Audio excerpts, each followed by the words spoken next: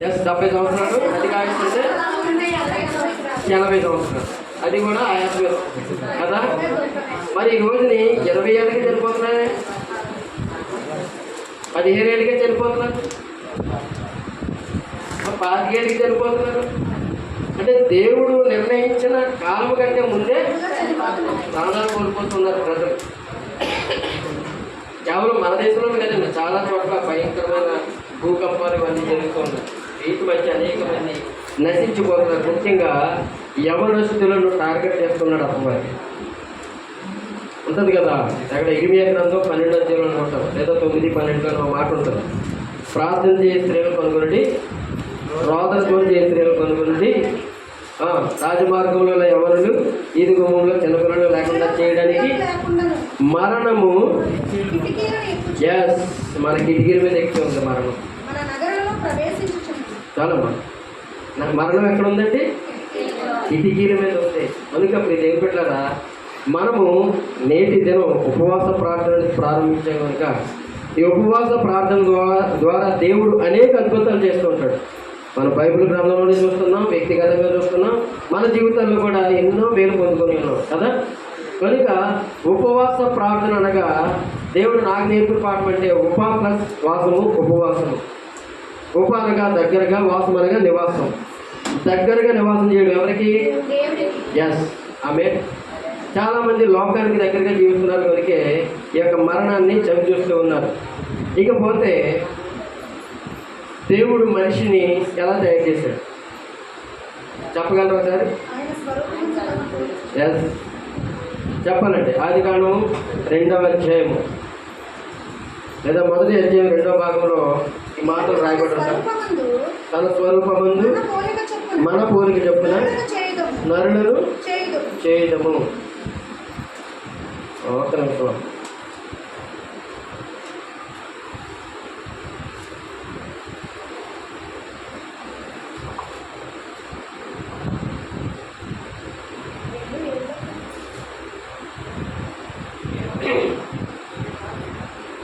తన పోలిక చొప్పున మన స్వరూపమందు నరులు చేస్తున్నాడు కదా.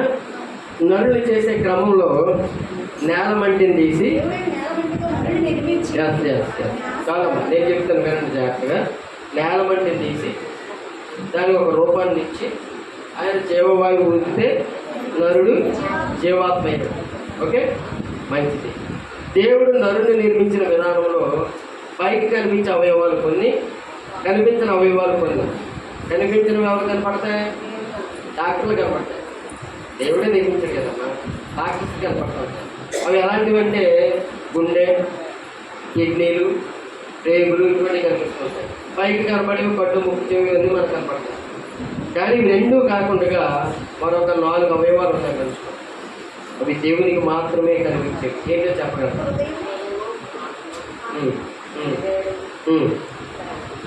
చాలా ఫాస్ట్గా ఉన్నారు. రాత్రి చెప్తున్నారు మీ ఫాస్ట్ గారు.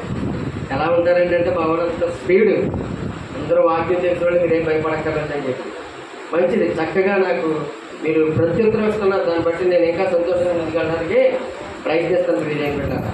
వీటన్నిటికంటే ప్రాముఖ్యంగా మరొక అవయవం ఉంది మనకి. అదేంటనేది నేను లాస్ట్లో చెప్తాను. అయితే నరుని కంటే ముందు జంతువులు చేస్తాడు. ఓకేనండి, జంతువులు చేస్తాడు. జంతువులకి లేనిది నరునికి ఉన్నది ఏంటి చెప్పగలరా? ఆత్మ. కనుక జంతువు అది పశువుగాను, మృగముగాను, సాధు జంతువుగాను ఉంది. జంతువు ఏ విధంగా ప్రవర్తిస్తుందో నేడు మనిషి ఆ విధంగా ప్రవర్తిస్తాడు. ఆత్మ లేనిదైనా కానీ ఆ జంతువు దేవుడు ఎలా బ్రతకమన్నాడో అలా బ్రతుకుతుంది. మనిషి మాత్రము దేవుడు చెప్పిన రీతిగా కాకుండా తన ఇష్టం చొప్పున, తన ఆలోచన చొప్పున, తన తలంపు చొప్పున బ్రతుకుతూ దేవుడిని అవమానపరిచే స్థితికి చేరుకున్నాడు. అయితే ఈ మృగాలకి మనుషులకు ఉన్న తేడా మనకి ఆల్రెడీ కనిపిస్తుంది కనుక నేను ఒక విషయం మీకు జ్ఞాపకం చేయాలని ప్రయత్నిస్తున్నాను. అదేంటంటే లూకా సువార్త 15వ అధ్యాయము 11వ వచనం నుంచి చూస్తే ఇక్కడ మనకు ఒక స్టోరీ కనిపిస్తుంది. లూకా సువార్త 15వ అధ్యాయము 11 నుంచి. కుమారులు ఉండేవి. వారిలో చిన్నవాడు తండ్రి ఆస్తిలో నాకు వచ్చి భాగం ఇవ్వమని తన తండ్రిని అడగగా అతడు వారిని తన ఆస్తిని పంచిపెట్టాడు. కొన్ని దినములైన తరువాత ఆ చిన్న కుమారుడు సమస్తమును కూర్చుకొని దూరదేశంలోకి ప్రయాణమైపోయి అచ్చట తన ఆస్తిని దుర్వ్యాపారం వలన పాడు చేశాడు.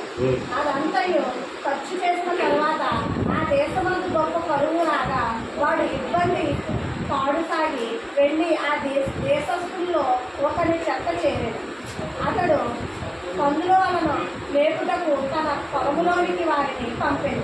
వారు పందులు తిని కొట్లతో తన కడుపు నింపుకొని ఆశపడిన కానీ ఎవడనో దానికి ఏమీ ఇవ్వలేదు. చాలమ్మా, అంతవరకు చాలు. తర్వాత మరలా చదువుతాం మనం. ఇక్కడ అంటే ఎప్పుడు విన్నదే మనం స్టోరీ. ఎందుకంటే బైబిల్ గ్రంథంలో ఎవరు చెప్పినా విన్న వాక్యాలు చెప్తాం, కొత్తగా ఉంటాం. కాకపోతే ఆ రోజు ఎవరికి ఏ మాట అవసరమో ఆ మాట బట్టి దేవుడు మాట్లాడుతాడు. ఇది వాస్తవం. ఇక్కడ ఇద్దరు కుమారుల గురించి తెలియజేస్తూ, చిన్న కుమారుడు తన తండ్రితో తగువ పెట్టుకొని తనకు కావాల్సిన వాటా ఇవ్వని చెప్పి దూర దేశాలకు వెళ్ళిపోయి దుర్వ్యాపారం చేస్తాడని చెప్పి రాయబడింది. ఆ దుర్వ్యాపారం అనేది మరి కొన్ని పుస్తకాల్లో ఏం రాయబడి ఉందంటే స్త్రీలను విక్రయించడం, స్త్రీల ద్వారా డబ్బులు సంపాదించడం, ఇలాంటి వ్యాపారం చేస్తాడు అనమాట. దాన్ని మనకి ఈ తర్జుమాలో ఇక్కడ వివరంగా రాయలేదు. కానీ అయితే ఇలాంటి భయంకరమైన వ్యాపారం చేసిన వ్యక్తి డబ్బున్నంతగానో అక్కడ ఉన్న వారందరూ స్నేహితులుగా దగ్గర చేరారు. మరి ఆ డబ్బు అయిపోయే వరకు ఉన్నారు. తర్వాత కరువు వచ్చింది. కరువులో ఎవడేం పెట్టరు కదా, జరుగుతున్నాయి. ఎవరింటికన్నా వెళ్ళి భోజనం పెట్టమన్నా పెట్టరు, మాకేలేదు అప్పుడు పోవాలి. అలాగే అందరూ విడిచిపెట్టేసిన క్రమంలో నిజంగా తన పరిస్థితి ఎంతో దారుణంగా ఉంటుందని మనం ఊహించుకుంటే, ఎక్కడికి వెళ్ళినా ఎవరు పని ఇవ్వట్లే. చాలామందిని అడుగుతున్నాడు, ఏదైనా పని ఉంటే కనీసం ఆ కళ్ళు గంజ తాగొచ్చు, ఆ పూట గడవచ్చు అనే ఉద్దేశం మీద ప్రయత్నిస్తున్నాడు. ఎవరు ఇవ్వట్లేదు. చివరికి ఒక అతను పందులు మేపడానికి కుదుర్చుకున్నాడు. పందులు మేపడానికి కుదుర్చుకున్నాడు కానీ తనకి ఆహారం పెట్టలే. ముందు పని చేస్తే ఒక ఆహారం పెడతాయి. సరే, పనిచేసే క్రమంలో వాటికి పొట్టు పెడుతున్నప్పుడు లోపల ఆకలి బగబగమంటూ తట్టుకోలేక దాన్ని తినడానికి కూడా సిద్ధపడిపోయాడు. తెలుసు కదండి మనకి. ఎక్కడైతే జరిగిందో అక్కడ పశ్చాత్తాపడుతూ ఉన్నాడు. పశ్చాత్తాపడే క్రమంలో అతనిలో దేవుడు ఏర్పాటు చేసిన ఒక అవయవము చింతిస్తూ ఉంది. నేను లాస్ట్లో చెప్తానన్నా అన్న నా అవయవం కొన్ని ప్రశ్నలు సస్పెన్స్గా ఉంచుతున్నాను. అయితే ఎప్పుడైతే పశ్చాత్తాపడ్డాడో తన తండ్రి దగ్గర బయలుదేరాడు. ఆయన బండి మీద వెళ్ళి ఉంటాడా, కారు మీద వెళ్ళి ఉంటాడా, ఫ్లైట్లో వెళ్ళి ఉంటాడా, కాలినడకనే కదా. అంటే ఎంత దూరం వెళ్ళాడో అంత దూరం నుంచి తిరిగి ప్రయాణం అయ్యాడు. గమనించండి ప్రియ దేవుని బిడ్డలారా, నేను ఈ వాక్యం జరుగుతున్నప్పుడు దేవుడు నాతో చెప్తున్నది ఏంటంటే, అతని వస్త్రములు చిరిగిపోయి మాసిపోయి చెడుకొప్పు కొడుతూ ఉన్నాయి. స్నానము లేక అతని శరీరము దుర్వాసన వస్తున్నాడు చాలా భయంకరంగా. అటువంటి కుమారుడు తండ్రి దగ్గరికి చేరుకునే ముందు దూరం నుంచి చూశాడు తండ్రి కుమారుడిని. నిజంగా ఇప్పుడున్న పరిస్థితులు అయితే ఏ తండ్రి అయినా అలా కుమారుడు వస్తే ఇమ్మీడియట్గా బయట పోమంటాడు. నీకు నాకు సంబంధం లేదు, తెలుపు ఆస్తికి పోయి కదా, ఆస్తి ఉంటే చాలు కదా, అమ్మ నాన్న ఉంది కదా నీకు అని చెప్పేసి వెనక పంపించేయడం జరుగుతుంది. కానీ ఈ తండ్రి పరుగుని వెళ్ళి ఏం చేశాడండి? అండ్ అంత పంపు కొట్టే మంది ముద్దు పెట్టుకుంటారా? ఒకసారి ఆలోచించి. ఇందాక 53వ యెషయా గ్రంథం 53వ అధ్యాయం చదివించారు కదా, అక్కడ ఎటువంటి త్యాగం కనబడుతుందో సేమ్ అదే త్యాగం ఇక్కడ కనబడుతుంది. దేవునికి మహిమ కలుగుతుందా? అంత మురుగు పంపుతున్న వ్యక్తిని చెమట పట్టి ఒంటికి మురుగట్టుకుపోయి ఒకరోజు స్నానం చేయకపోతే మన పక్కన ఎవరు బయట పక్క జరిగి పుస్తకంలో ఆడుకుంటాం కొబ్బరి చేతులు పక్కన. అలాంటిది మరి అతను ఎన్ని రోజులు నడిచి వచ్చాడు. ఆ నడకలోనే చెమట వస్తుంది. ఆ ఒంటికి స్నానం లేదు, ఆ వస్త్రానికి ఏమీ లేదు. ఆకలితో కింద పడి మీద పడి దొడ్డుతో వస్తున్న వ్యక్తిని అమాంతంగా కౌగిలించుకుని ప్రేమను చూపించాడు తండ్రి. అదే ప్రేమను నేడు మనకు చూపించాడు. దేవునికి మహిమ కలుగుతుందా? అందుకే ప్రపంచం అల్లకొల్లం అవుతున్నా నీవు నేను క్షేమంగా ఉన్నాం. ప్రపంచం అల్లకొల్లం అవుతున్నా మన ప్రాంతం సుభిక్షంగా ఉందంటే కేవలం దేవుడు చూపించే ప్రేమని. ఏదైతే చిన్న కుమారుడు తన తండ్రి నుంచి దూరమై తన ఇష్టానుసారంగా జీవిస్తానన్నాడో, నేడు మన జీవితాలు కూడా ఇష్టానుసారంగానే జీవిస్తూ ఉన్నాం. పై మటుకి క్రైస్తవులు పై మటుకి అందరికీ కనబడే విధంగా బైబిల్ పట్టుకుని దేవుని యొక్క వాక్యం తెలుసు అన్నట్టుగా దేవుని సన్నిధికి వెళ్తూ అనేక మంది కనిపిస్తూ ఉన్నాం. కానీ లోపల భక్తి అనేది లేని పరిస్థితి లేదు. నేను మిమ్మల్ని నేడున్న క్రైస్తవ సమాజం, నేడున్న పరిస్థితులు, కనీసం ప్రార్థన చేయలేని బలహీనమైన గడ్డాలు కూడా నేడు విజృంభించేస్తున్నారు. సంఘాలు పెట్టి చాలా మంది వస్తున్నారు వారి సంఘాలకి, కానీ ఎవరికి దేవుని ప్రేమ తెలియదు, దేవుని వాక్యం తెలియదు. నామకార్థం అన్నమాట. ఇది చాలా చోట్ల జరుగుతుంది. నేను అనేక చోట్ల తిరిగినప్పుడు పరిశీలించినప్పుడు విషయం ఏంటంటే, పెద్ద పెద్ద డెనామినేషన్స్ ఉంటాయి, కానీ వాక్యం తెలియని వారుగా ఉంటారు. ఎప్పుడైనా ఏదైనా ఒక రెఫరెన్స్ అడిగితే, అవునా బైబిల్లో పాత నిబంధన కొత్త నిబంధన అని క్వశ్చన్ వేసేవాళ్ళు కూడా చాలా మంది ఉన్నారు. ప్రియదేవుని పెట్టారు. నిజముగా మనము అదే స్థితిలో ఉన్నాం. తండ్రి చిన్న కుమారుడు ఎలాగైతే దగ్గర చేసుకున్నాడో, ఎలాగైతే తను చూడగానే తన మీద పడి ముద్దు పెట్టుకున్నాడో, నేను అదే స్థితిలో ఉన్న మనల్ని కూడా విడిచిపెట్టట్లేదు. దేవునికి మహిమ కలుగుగా. మరొక స్టోరీ చూద్దాం. మరొక స్టోరీ ఎక్కడ ఉంటుందంటే, యోహాను సువార్త 8వ అధ్యాయము 1 నుంచి 11 వచ్చిన.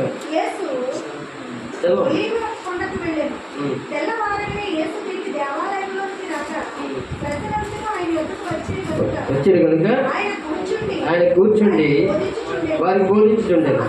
శాస్త్రులను పరిచయులను వ్యభిచారమందు పట్టబడిన ఈ యొక్క స్త్రీని తోడుకొని వచ్చి ఆమెను మధ్య నిలబెట్టి, బోధకుడా, ఈ స్త్రీ వ్యభిచారం చేయుచుండగా పట్టబడిన అట్టి వారిని రాళ్ళు రువ్వి చంపవలని ధర్మశాస్త్రంలో మోషే మనకు ఆజ్ఞాపించను కదా, అయినను నీవేమి చెప్పుతున్నావని.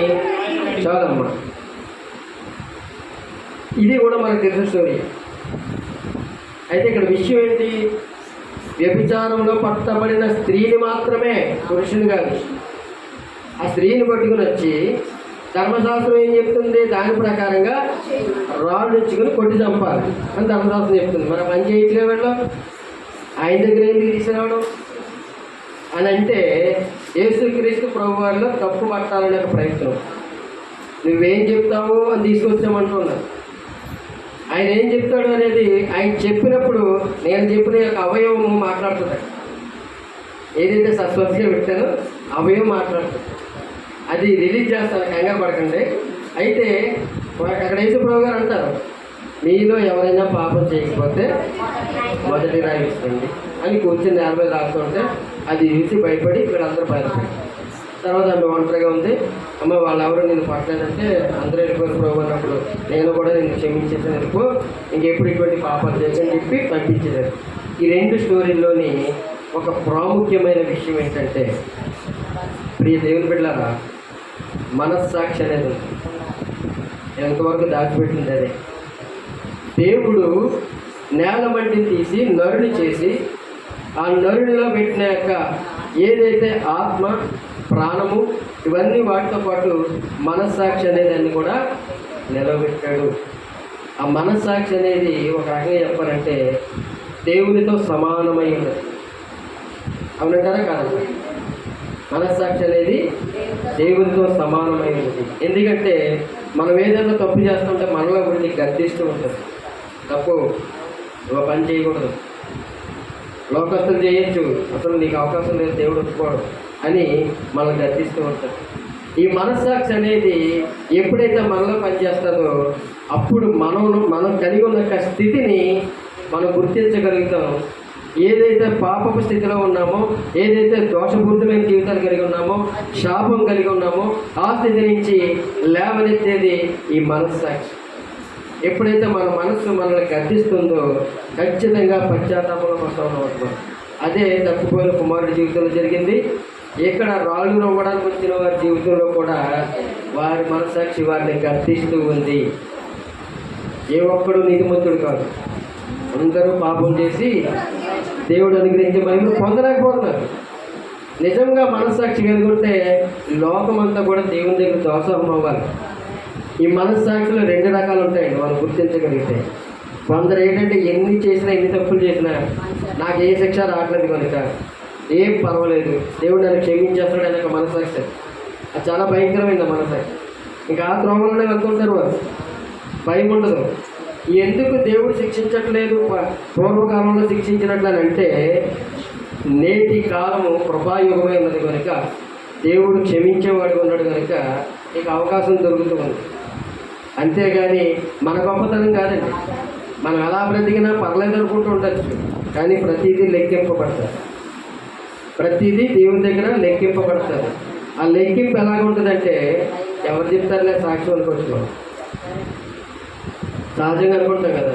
కొన్ని తప్పులు ఎవరికి తెలియకుండా చేస్తుంటాం, ఎవరు చూడలేదు కదా అనుకుంటాం. నిజమే, ఎవరు చూడలేదు, కానీ దేవుడు చూస్తున్నాడు. ఎలా చూస్తాడు? 119వ కీర్తనలో 139వ కీర్తనలో మొదటి వచనంలో ఉన్నట్టు, నేను కూర్చుండుట అన్నీ ఎరిగి ఉన్నాడు కనుక మనం ఏం చేస్తామో ఆయన గమనిస్తున్నాడు.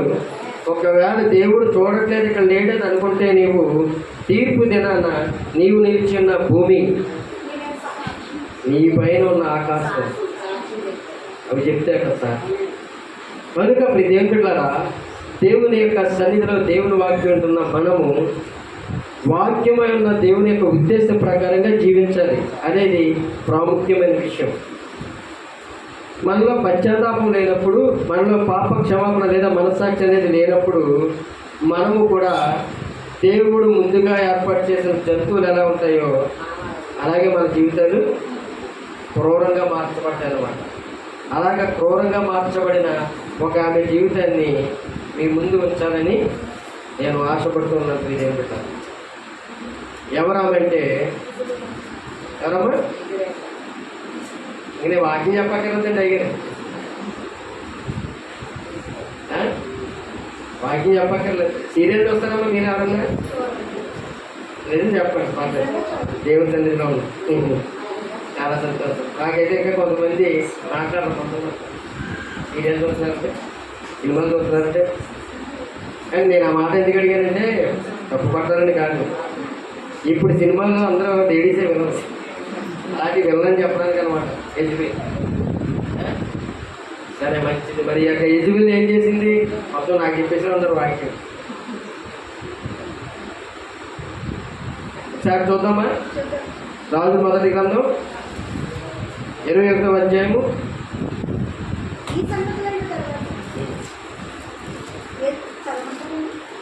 రాజుల మొదటి గ్రంథం 21వ అధ్యాయము.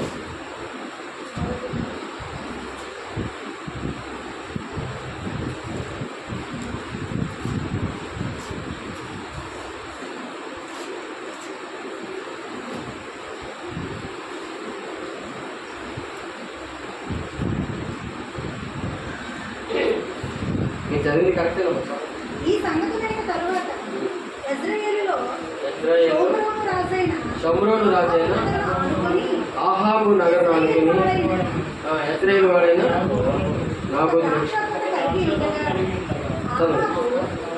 పిలిపించి, నీ ద్రాక్ష తోట నా నగరం ఆనుకుని ఉన్నది కనుక అది నాకు తోటతోట కిమ్ము, దానికి ప్రతిగా దానికంటే మంచి ద్రాక్ష తోట నీకు ఇచ్చదు, లేదా నీకు అనుకూలమైన ఎడల దానిని క్రయమును తిమ్మని అడిగాను. అందుకు నాబోతు, నా పిత్రార్జితమును నీ ఇచ్చుటకు నాకు ఇప్పమాత్రమును వల్లబడదని చెప్పగా, నా పిత్రార్జితమును నీకు ఇయ్యని యెజ్రెయేలీయుడైన నాబోతు తనతో చెప్పిన దానిని బట్టి ఆహాబు మూతి ముడుచుకుని వాడై కోపంతో తన నగరకు పోయి మంచం మీద పడుండి ఎవరితోనూ మాట్లాడకయు భోజనం చేయబోయి ఉండేది. చదివితే ఈ అధ్యాయం అంతా ఇదే విషయం. కనుక మనం చదువుకుంటూ పోతే టైం అయిపోతే మాట్లాడటానికి ఏముండదు. అయితే నాబోతు అనేవారి యొక్క ద్రాక్ష తోట యాహాబు నగర్కు దగ్గరగా ఆనుకొని ఉండడం. మరి ఆ ద్రాక్ష తోటని అతను మర్యాదగానే అడిగాడు. అదేవిధంగా డబ్బులు కూడా ఇస్తానన్నాడు. ఊరికి అడగలే. అంటే తనకి ఇష్టం లేదు, పిత్రార్జితం కనుక ఎవరో ఇష్టపడరు. అసలు ఎవడో ఇష్టం లేనప్పుడు, నేను ఎవరన్నప్పుడు ఇతను ఇంటికి వెళ్ళి ఆడపిల్లగా మూతి ముట్టి కూర్చున్నాడు. అప్పుడు ఎంటర్ అయింది అనమాట మన సీరియల్ వల్ల. ఎంటర్ అయ్యి మాట్లాడుతున్నాడు, నీకు ఎందుకు నువ్వు అలా కూర్చో, నేను చక్క పెడతాను నీకు అని చెప్పి అన్న పేరు మీద తాయిదులు రాయించి అక్కడ పంపించి నలుగురు దొంగ సాక్షులు పెట్టి నేడు ఈ సమాజంలో జరుగుతున్నాయండి. పరిశుద్ధ గ్రంథంలో ఏ విషయాలు అయితే వ్రాయబడుతున్నాయో అవి సమాజంలో నేడు మన మధ్య జరుగుతుంది. చాలా భయంకరమైన పరిస్థితి. వారిది కాని వస్తువు కోసం కొట్లాడుతూ ఉన్నారు. నిజంగా టీవీలో ఒక ప్రోగ్రాం వస్తూ ఉంటుంది. దానికి నేను సొదొమ గొమొర్రా అని పేరెట్టాను అనమాట. అదేంటంటే మీకు తెలుసు, కొంచెం చూసుంటారు, ఇప్పుడైతే చూడకపోవచ్చు. ఏంటమ్మా? బతుకు జక్కాబండి, పద్మవ్యూహం, ఇంకేమేమి ఉన్న పేర్లు. అక్కడ అన్నీ ఇవే కథలు ఉంటాయి అన్నమాట. ఆస్తుల కోసం గొడవలు, కాపురాల కోసం గొడవలు, పిల్లల కోసం గొడవలు, ఇవే భయంకరమైనవి. నిజంగా నాకు అది చూస్తూ ఉంటే ఒక్కొక్కసారి మా ఇంట్లో చూస్తుంటానండి, అప్పుడప్పుడు కన్యాస్తూ ఉంటాను. ఈ క్రమంలో నాకు ఏమనిపిస్తుంటే, నేను ఆల్రెడీ మా ఇంట్లో చెప్తున్నాడు, అది సొదొమ గొమొర్రా. అక్కడ ఎలాగైతే వెచ్చలవిడిగా ప్రవర్తించారో, ఎలాగైతే భయంకరంగా జీవించారో, అంటే దేవుని యొక్క దూతలను కూడా వారు ఒక భయంకరమైన ఆలోచన కలిగి ఉన్నారంటే దేవునికి మనిషికి తేడా లేని విధంగా జీవిస్తున్నారు వాడు. అలాంటి ప్రదేశాన్ని దేవుడు మెచ్చుకోడు, నచ్చదు దేవుని. కనుక అగ్నితో కాల్చివేయడం జరిగింది. అదే నేడు ప్రపంచంలో జరుగుతూ ఉంది. దాన్ని మరలా మనకి బుల్లితెరపై చూపిస్తూ ఉన్నారు. నిజమే, మన ఇంటి పక్కన జరుగుతూ ఉండొచ్చు, మన వీధిలో జరుగుతూ ఉండొచ్చు. దీనికి గల కారణము ఏమై ఉన్నది అని అంటే, నేనేమంటానంటే ప్రియమైన బిడ్డలారా, సంవత్సరం మనకు గుర్తులేదు కానీ ఒకనొక టైంలో భారతదేశానికి భయంకరమైన కరువు వచ్చిందండి. ఆర్థిక మాంద్యం అని చెప్పి అందువల్ల చాలామంది విదేశాల్లో కార్లు కూడా వదిలేసి వచ్చారు. ఆ టైంలో తిరిగి వచ్చేసారు. బ్రతుకు తెరువు భయంకరం అయిపోయారు. ఆ టైంలో ఒక విలేకరి ఒక దైవ భక్తుని అడుగుతున్నాడు, ఇలాగ అవ్వడానికి గల కారణం ఏంటని. ఆయన ఏమంటున్నాడంటే, నేనే, పరిస్థితి ఎలా మారిపోవడానికి కారణం నేనే అన్నాడు. అతను ఆశ్చర్యపోతున్నాడు. అదేంటి మీరైతే మీ వల్ల జరుగుతుంది అని అన్నప్పుడు ఆయన చెప్తున్న మాట ఏంటంటే, నేను నా దేశం కోసం ప్రార్థన చేయట్లే, నా పొరుగు వారి కోసం ప్రార్థన చేయట్లే, చెయ్యకే కరువు వచ్చింది అని మాట్లాడుతున్నాడు. ఆయన ఎవరో తెలుసండి?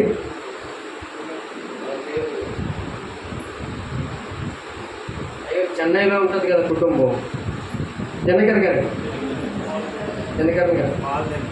ఆయన విలేకరు అడుగుతున్నాడు అనమాట, మీరు పెద్ద దైవజనులు కదండి, మరి మీలాంటి ప్రార్థన చేస్తారంటే ఆయన సత్యం ఒప్పుకుంటున్నాడు. నేను ప్రార్థన చేయలేదండి, దాని నిమిత్తం మీ కరువు కారణం నేనైనా ఒప్పుకుంటున్నాడు. అలా ఒప్పుకునేది మనకు ఉందా? నేడు మన ఇంటి పక్కన ఒక భయంకరమైన సంఘటన జరిగితే అయ్యో పాపం నోటిపై చేసుకున్నాం తప్ప, అలాంటిది జరగకముందే ఆ కుటుంబం కోసం ప్రార్థన చేసే మనస్తత్వం మనకు ఉందా? కానీ దేవుడు ఏమంటాడంటే, నిన్ను అని నీ పొరుగు అని ప్రేమించు. మనకి ఇతరుల కోసం ప్రార్థన చేయాలి, ఖచ్చితంగా ఇతర సంఘాల కోసం ప్రార్థన చేయాలి, దేవుని యొక్క పరిచారకుల కొరకు ప్రార్థన చేయాలి. మనం చూస్తూ ఉన్నాం, ఈ యొక్క సువార్త చేస్తున్న వారిని, మరి మిషనరీలుగా ఉన్న వారిని అంత భయంకరంగా చంపుతున్నారు. పూర్వం నుంచి జరుగుతుందండి, ఈరోజు కొత్త కాదు. అయితే ఎందుకు వారు మరణం అవుతున్నారంటే నిజంగా వారి జీవితాలు ధన్యం. దేవుని కొరకు అర్థసాక్షులుగా మార్చబడుతున్నారు. మనమైతే అటువంటి త్యాగం చేయలేకపోతున్నాం కనుక అటువంటి వారి నిమిత్తము ప్రార్థన చేయవలసిన వారమై ఉన్నాం. ఇక్కడ చూస్తే యెజబెలు మరి తన భర్తను మాయ చేస్తూ, నువ్వు అలా ఉంది నేను కళ్ళని చూస్తాను మొత్తం మీద అతను చంపించేయడం జరిగింది. ఇది ఎవరికీ తెలియదని కామప్ చేస్తారు గొడవ. ఎప్పుడైతే కామప్ చేస్తారో అప్పుడు దేవుడు యెషయాతో మాట్లాడాక పంపించడం జరుగుతూ ఉంటుంది. మీకు అంతా వాక్య భాగం తెలుస్తుంది, నేను క్లుప్తంగా చెప్పడానికి ప్రయత్నిస్తున్నాను. ఆ యెషయా భక్తుడు వచ్చి చెప్తాడు అనమాట, క్షమించాలి ఏది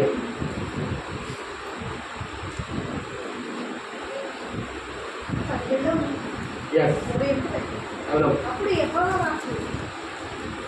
చదవండి చదవండి.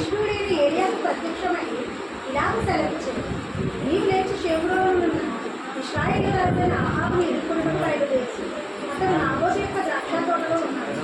అతడు దాన్ని స్వాధీనపరచుకోబోయి నీవు అతన్ని చూసి ఇలాగ ప్రకటించు, యెహోవా సెలవిచ్చినది ఏమనగా, దీన్ని స్వాధీనపరచుకోవాలని నీవు నాబోతుని చంపితివి కదా. యెహోవా సెలవిచ్చినది ఏమనగా, ఏ స్థలమందు కుక్కలు నాబోతు రక్తం నాటినో ఆ స్థలమందే కుక్కలు మీ రక్తము నిజముగా నాకని అతనితో చెప్పాడు. అంతటా ఆహాబు ఏలియాను చూచి, నా పగవాడా,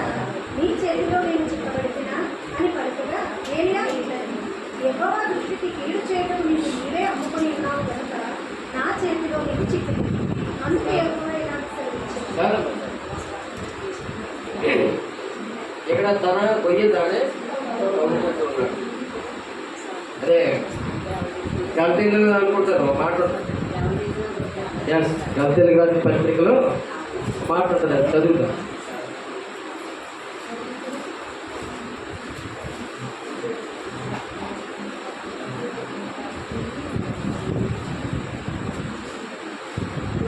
మోసపోకుడి.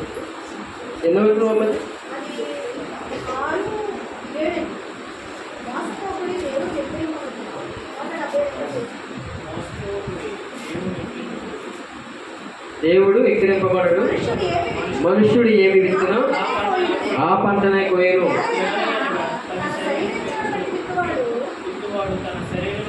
చాలా మా మొదటి వచ్చిన ఒకటి చాలు, 7వ వచ్చిన ఒకటి చాలు. ఇక్కడ మోసపోకుడి, దేవుడు ఎక్కిరింపబడడు. ఈ మోసపోవడం అనేది ఎలా జరుగుతుందంటే ఇప్పుడు ఏం పెట్టారా,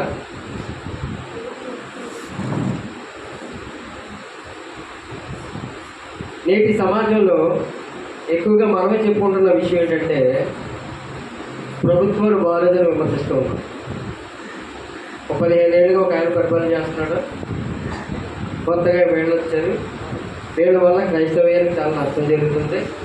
క్రైస్తవ్యాన్ని వీళ్ళందరూ నాశనం చేయాలని ప్రయత్నిస్తున్నారని మనం మాట్లాడుకుంటున్నాం.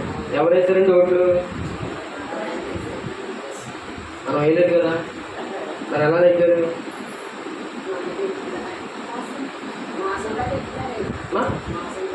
మోసంతో దగ్గర మన పదవి అనేది దేవుడు ఇస్తాడు, అధికారం అనేది దేవుడు ఇస్తాడు. ఒకవేళ వాళ్ళు మోసంతో ఎక్కినా కానీ వాళ్ళు పరిపాలించాల్సిన సమయం ఇది. మీకు అర్థమైందా? అంటే మనం ఏం కోరుకుంటామంటే మన భద్రత కోరుకుంటున్నాం, మన క్షేమాన్ని కోరుకుంటున్నాం. వచ్చే ప్రభుత్వం ఏదైనా సరే మనకు అన్ని మేలు చేసేది, మనం చక్కగా చూసుకోవాలి. అలాంటి ప్రభుత్వం మనం చూస్తున్నాం. ఇలాంటి ప్రభుత్వం అయితే మంచిది కదని విమర్శిస్తున్నాం. అయితే ఆ ప్రభుత్వాన్ని ఎన్నుకునేది మనమే. ఒకవేళ ఇక్కడున్న మనం ఎవరు ఓటు అయిపోవచ్చు, కానీ మనలాంటి చాలామంది ఓటేస్తారు.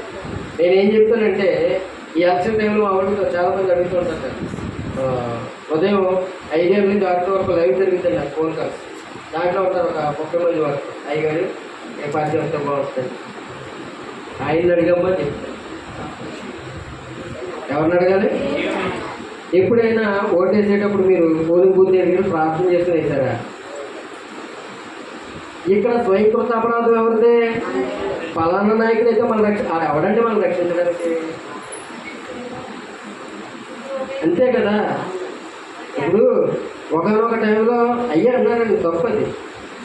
ఆల్రెడీ మనం పలకూడదమ్మా. నేను చెప్పబోతున్నది అదే, నాయకులు ఎంచుకోవడానికి అధికారులు ఎంచుకోవడానికి మనము కాదు, దేవుడి నిర్ణయమై ఉంటుంది. కొన్ని సమయాల్లో కొంతమందికి అవకాశం ఇస్తాడు. దీనికి సంబంధించి మీకు మాట చెప్తాను, తర్వాత నేను ఎక్కడికెళ్తాను. ఎన్టీ రామారావు తెలుగుదేశం పార్టీ పెట్టాడు 83లో. పార్టీ పెట్టిన తర్వాత నెగ్గాడు, అతను పంపరగా నెగ్గాడు. హార్ట్ పేషెంట్, అతను హార్ట్లో ఏదో ఆపరేషన్ జరగాలని అమెరికా వెళ్ళడం జరిగింది. అతను వెళ్ళినప్పుడు అతనికి బదులుగా అప్పటికప్పుడు సీఎం అయిపోయాడు ఒక వ్యక్తి, నాదెండ్ల భాస్కర్రావు. అతను సీఎం అయిన తర్వాత ప్రజలందరూ తిరుగుబాటు చేశారు. ఎందుకంటే అతను కష్టపడి తిరిగాడు, అనేక మంది అతను ఇష్టపడి ఓట్లేశారు. అటువంటి అతను పదవులు తీసుకుంటామని దెబ్బలాడారు. దిగిపోయాడు. తర్వాత కేవలం ఒక 2 నెలలు ఉన్నాడేమో సీఎంగా, అది వచ్చిందా దిగిపోయాడు. ఈ 2 నెలల్లో జరిగిన సంఘటన ఏంటి తెలుసా మీకు? దేవుడు ఒక కుటుంబాన్ని, ఒక బ్రాహ్మణ కుటుంబాన్ని దేవుడికి నడిపించాడు. ఈ 2 నెలల్లో జరిగిన సంఘటన తెలుసా మీకు ఆ విషయం? మనకి కనబడేది ఏంటంటే ఒక నాయకుడిని తప్పించేసి వేరే నాయకుడు వచ్చాడు అన్నదే తెలుసు. అతనికి అన్యాయం జరిగిపోయిందో తిరుగుబాటు చేశాడు. నేను అప్పుడు 5 స్కూల్లో ఉన్నాను, నేను కూడా పరిగెట్టాను అందరితో జెండా పెట్టుకుని. కానీ అప్పుడు తెలియదు దాని విషయం. ఫలితం తర్వాత తెలిసేసరికి నిజంగా దేవుడు చేసిన గొప్ప కార్యం అనమాట. అదేంటంటే ఒక బ్రాహ్మణ కుటుంబంలో వచ్చి ఒక అమ్మాయి 10th చదువుతుంది, ఇంచుమించుగా 3 సార్లు ఫెయిల్ అయిపోతుంది అమ్మ. అయితే అమ్మాయికి యేసుక్రీస్తు అంటే భక్తి ఎక్కువ, మందిరానికి వెళ్తూ ఉంది, అన్నింటిలో పాల్గొంటూ ఉంది. కానీ ఇంట్లో ఇష్టం లేక ఎప్పటికప్పుడు కొడుతూ ఉన్నారు, అయినా మానట్లే. చివరికి ఏం చేశారంటే ఈ సంవత్సరంలో పాస్ అవుతే నిజంగా మీ దేవుడు గొప్పడని కుటుంబం అంతా దేవుడి సన్నిధికి వస్తుంది. అమ్మాయి పాస్ అవ్వాలి సంవత్సరం. ఏం చేయాలి? అమ్మా పాస్ అయిపోతా మరి మరి అలాగైతే ఇప్పుడు మీరు అన్నట్టుగా 30 సంవత్సరాలు పరిపాలన చేయాలి, ప్రార్థన చేయాలి, మన వాళ్ళందరూ ఎందుకు ఊడిపోయారు? అమ్మా విషయం ఏంటంటే, నీవు దేవుని మీద ఆధారపడినప్పుడు నీ యథార్థతను, నీ పరిశుద్ధతను పరిశీలించిన దేవుడు నీ పట్ల చేసే కార్యం ఎలా ఉంటుందంటే, ఒక నాయకుడు తప్పించి పక్కకు పంపించాడు, వేరొక నాయకుడు పదవి ఎక్కాడు. అతను ఏం చేశాడంటే తన పదవిని కాపాడుకోవాలని ఎవరన్నా 1-2 మార్కుల్లో ఫెయిల్ అయిపోవడం పాస్ చేసిండు అన్నాడు. ఆ క్రమంలో ఈ అమ్మాయి పాస్ అయిపోయింది. దేవుని మహిమ కలుగుతుంది. ఆ కుటుంబం వచ్చిందిగా. ఆ కార్యం జరగడానికి మంత్రులే మార్చాడు దేవుడు. మనం ఏంటంటే మనం ఎవరు అండి ఎన్నుకుంటాం కనుక మీరు ఏం పెట్టారు? ఏ నాయకుడు మనకు మేలు చేయడం, మేలు చేస్తే దేవుడు మాత్రమే. ఏ నాయకుడి వల్ల మనకు మేలు జరగదు. కనుక చాలామందికి కొంతమంది నాయకుల మీద ఆశ కలిగి ఉన్నారు. నేను ఆ విషయం బయలుపరచాలని ఉద్దేశం మీద చెప్తాను. మనం ఆధారపడవలసిన దేవుడి మీద మాట, కార్యం చేయకూడదు దేవుడే. ఒకవేళ ఇక్కడ ఎవరన్నా మీ నాయకుల మీద ఇష్టం కలిగి ఉంటే దయచేసి నన్ను క్షమించాలి. మీ ఇష్టాన్నే కాదంటలేదు, కానీ దేవుని మీద మాత్రమే ఆధారపడవలసిన వారు. గొప్ప గొప్ప వారినే తప్పించి తన బిడ్డల్ని ఎన్నుకుంటూ ఉంటాడు దేవుడు. దేవునికి మహిమ కలుగుతాడు. కనుక ఇక్కడికి వచ్చేసరికి ఈ యెజబెలు తన భర్తను మాయ చేసి, తన భర్తను కూర్చోమని చెప్పి అతను మాయ చేసి మొత్తం మీద ఆ పొలం దక్కించుకుంది. చేసిన పాపం ఎవరికి కనబడదని వారు అనుకుంటున్నారు, కానీ దేవుడు ఏలియాని పంపించి సవివరంగా తెలియజేస్తున్నాడు. నా బూతుని రాళ్లతో కొట్టి చెప్పేశారు కదా, చంపబడిన తన శవాన్ని కుక్కలు నోక్కున్నాయి కదా, అదే పరిస్థితి నీకు వస్తుంది. అదే కల్తీలకు రాసిన పత్రికలో 6వ అధ్యాయంలో రాయబడిన మాట. ఈ మోసపోవడం కోసం నేను ఈ యొక్క రాజకీయ మాట మీ దగ్గర మాట్లాడవలసి వచ్చింది. నాకు రాజకీయాల మీద ఏమనుకోలేదు, దయచేసి మరొకరు అనుకోవద్దు. ఎందుకంటే మనం ఏదో అనుకోకూడదమ్మా. రెండో ఇంకా మోసాల్లో చాలా రకాలు ఉన్నాయి, సమయం లేదు. కానీ ఈ మోసాల్లో ఎలా ఉన్నాయంటే తల్లిదండ్రులు మోసం చేస్తున్నారు బిడ్డలు.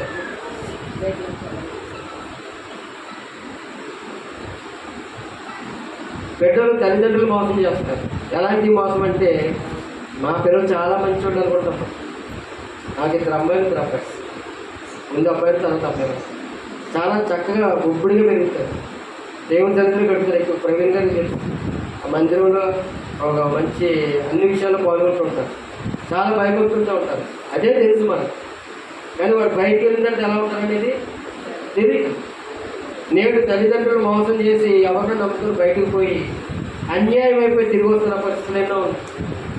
ఇటు మోసపోతున్నారు, అటు మోసపోతున్నారు. ఏం విత్తితే అదే మోసం. అలాగే ఆస్తుల విషయంలో తల్లిదండ్రులతో తగులాట, చిలకుమారుడు దెబ్బలాడుకుని బయటకు వచ్చాడు. ఇలాంటి పరిస్థితి తిరిగి మరలా ఏమవుతుంది, అవన్నీ నష్టపోయి తిరిగి మరలా అదే కుటుంబం దగ్గరికి రావాల్సిన పరిస్థితులు వస్తున్నాయి. కనుక ప్రియ దేవుని బిడ్డలారా, దేవుడు మనల్ని పరిశీలిస్తున్నాడు, దేవుడు మనల్ని గమనిస్తున్నాడు అనేది మనం గ్రహించుకుంటూ ముందుకు కొనసాగాలని తెలియజేస్తూ, మరి ఏవైతే మొదట ఆ యొక్క 2 భాగాలు చూసామో, తప్పిపోయిన కుమారుల గురించి, వ్యభిచారంలో పట్టబడిన ఆ స్త్రీల గురించి మనం మాట్లాడుకొని ఉన్నామో, 2 విషయాల్లో కూడా వారిని గద్దించినది మనస్సాక్షి. ఆ మనస్సాక్షి కలిగిన వారమై దేవునికి భయపడుతూ ప్రజల ఎదుట మనము ఒకవేళ మన మాటలు చెప్పుకొని గడిపవచ్చేమో, కానీ సమస్తాన్ని గమనిస్తున్న దేవుడు మన యొక్క హృదయాంతరంగాన్ని గమనిస్తున్నాడనేది గ్రహించుకుంటూ ముందుకు కొనసాగాలని తెలియజేస్తూ నేను ఈ మాటలు ముగిస్తున్నాను. దేవుడి మాటలు దీవించిన కాక ఆమేన్.